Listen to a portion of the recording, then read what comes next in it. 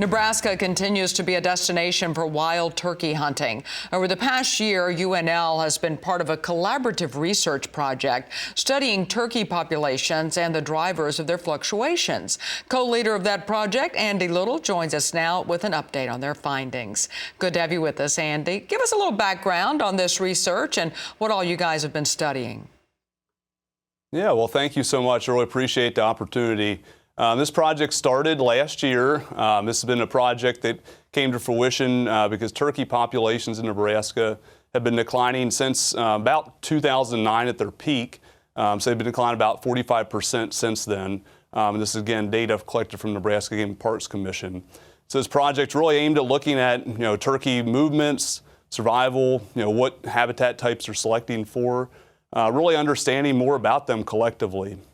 And so this project is really aimed, again, addressing those questions, but we're going to be collecting this data over the course of 3 years. Basically, this data will be collected on about 300 turkeys approximately in the state, again, over the course of 3 years. And we have various partners from Nebraska Game and Parks Commission, University of Nebraska-Lincoln, Nebraska Cooperative Fish and Wildlife Research Unit, and University of Georgia. And so we're excited for this project to start collecting this data. So I know you're just starting, but are you gaining any insights already into the wild turkey populations? Yeah, great question. So one of the things when we started capturing turkeys this past year, as I mentioned, we're putting out GPS transmitters in these birds so we can look at movements of those birds in the landscape. One thing that's been really interesting from our perspective is, similar to people, turkeys are kind of exhibit various things, kind of like some of them being homebodies, some of them moving a lot. And so we have some turkeys that are, spending most of their time within, 3, 4, or 5 miles of where we capture them at. And then some of them just taking off and moving, upwards of, 20 plus miles from where we capture them at. So from a landowner standpoint, you may see them on your property in the fall and winter, and then they just suddenly vanish come spring. Well, it's because those turkeys are moving to maybe your neighbor's properties.